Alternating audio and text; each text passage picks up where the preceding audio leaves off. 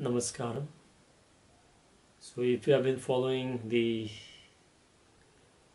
Seeker's Journal, so we have reached to the chapter 20.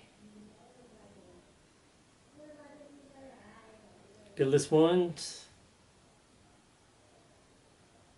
I have been established into my practices. You can say around, I don't want to give the number or something, but fairly well. My practices were intense. I was volunteering very well. I was able to experience whenever I wanted to. And I was progressing towards my spiritual goal. At the same time,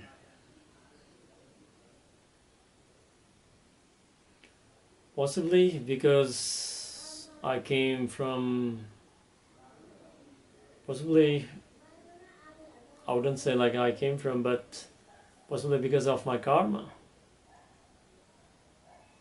I was more inclined towards the likes of the Buddha, Mahavira, Osho, and the Ramana Maharshi. More kind of spiritual masters that are more inclined towards seclusion or like a meditation, and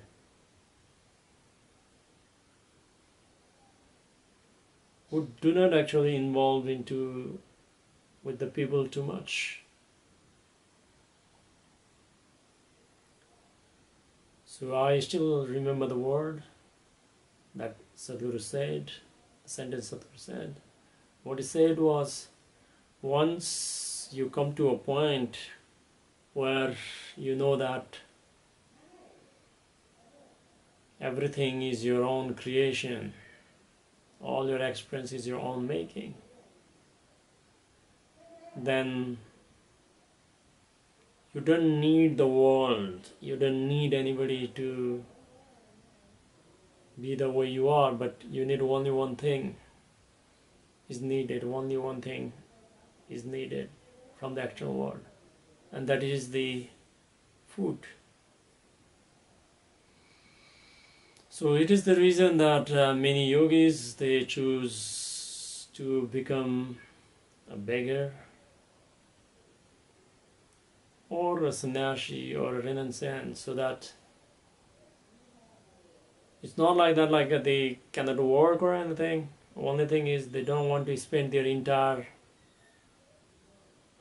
life, earning something, because when you get involved into the work or something, it takes a lot of time and energy. So they just want to invest that time and energy in their sadhana. So, and again, why only the food is needed is basically, although you have this kind of spiritual experience or something, as Sadhguru mentioned, that most of the spiritual experience is happening, mostly it is happening because of the grace of Guru. This is where Sadhguru uses the word mutation rather than the evolution. So with the grace of the Guru and through the spiritual practices, we are actually in acceleration, so that lot of steps has been skipped. So because of that reason, we have to continuously upgrade our system so that it is available and capable of handling the higher possibilities. So that is the only reason they need food. So I had this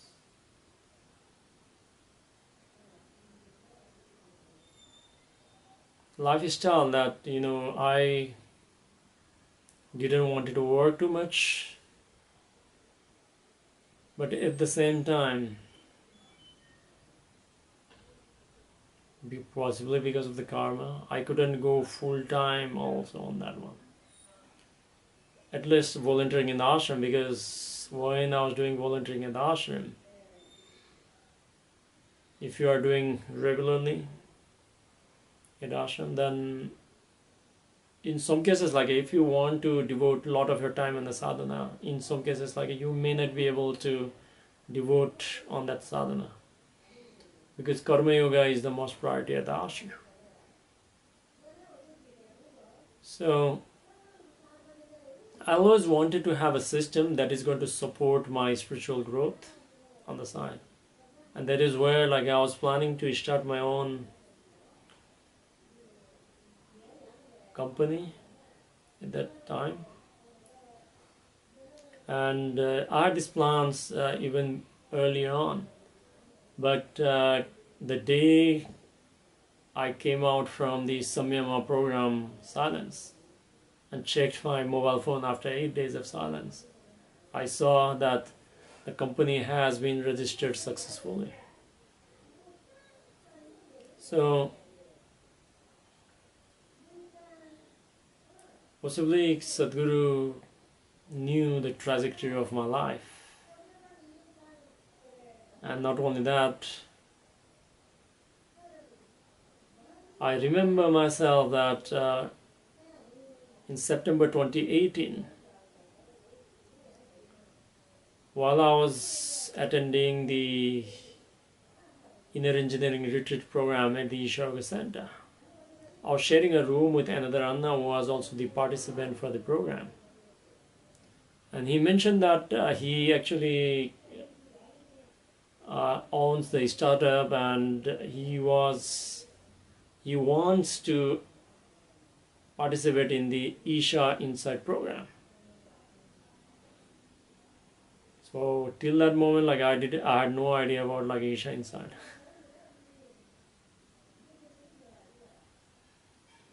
So at the back of my mind was already there, because if you see the competency of Sadhguru, that now till Samyam I could clearly know who he is and what he is, or beyond also that, in terms of the spiritual dimension. But I have also seen his capability in the external world also. So it was for me to explore both the inner engineering as well as the outer engineering. So, but I didn't have enough funds initially. But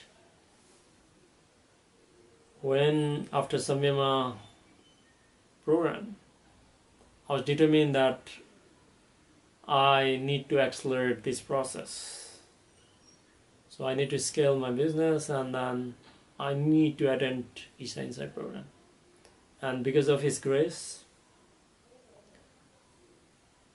few months down the line, I received a project which would fund for me to attend the Isha Insight program.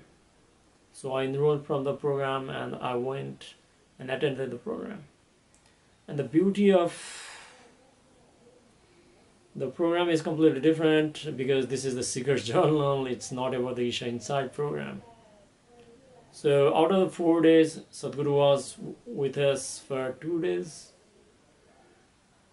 Of course, he was going and coming in, and then there were certain interactive sessions. We could actually go and ask questions to Sadhguru also. I had the opportunity to ask the question, but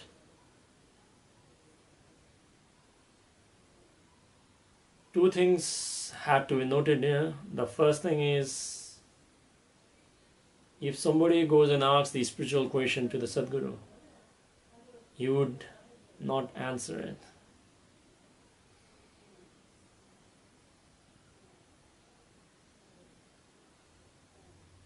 He would not answer it. Only if you ask the business question, he would answer it. And it's very powerful, because you can play the role as he wants, and he never compromises, and he's exuberant and everything. Need not, I need not praise him. He's beyond all that. So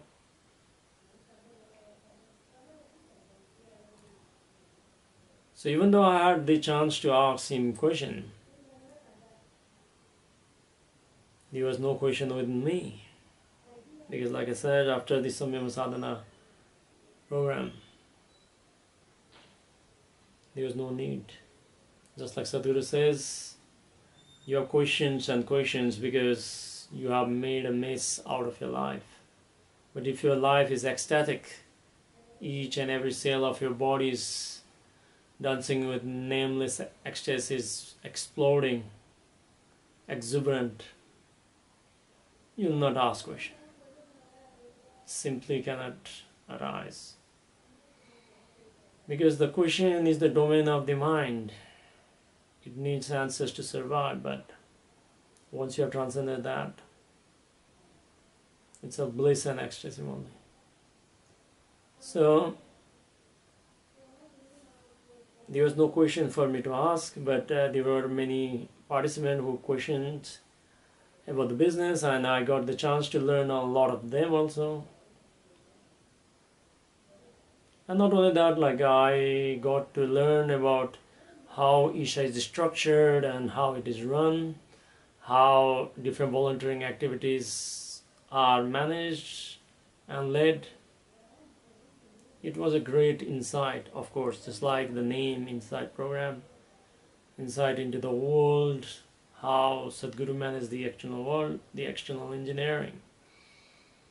It actually gave me the clarity on how to successfully run a business. And one of the beautiful time was during the break when he was there. He would come out and he would play frisbees at the Spanda Hall premises, and it was quite an exciting good to see. He was just a meter ahead of me, sitting over there and throwing the frisbees, 100% involved with each and every activity without any discrimination. And even though I explained that about my experience at the Samyama Sadhana, I thought it was it. It's not still it. It's just a beginning. It's a long way to go. So after the Isha Insight program concluded, I had a lot of questions answered, both spiritual and materialistic. So I came back to Bangalore and started doing volunteering. And the Mahashivratri program was fast approaching. So me and other fellow volunteers went out to promote the Rudraksha Diksha as well as the Mahashivratri program at the Isha Center.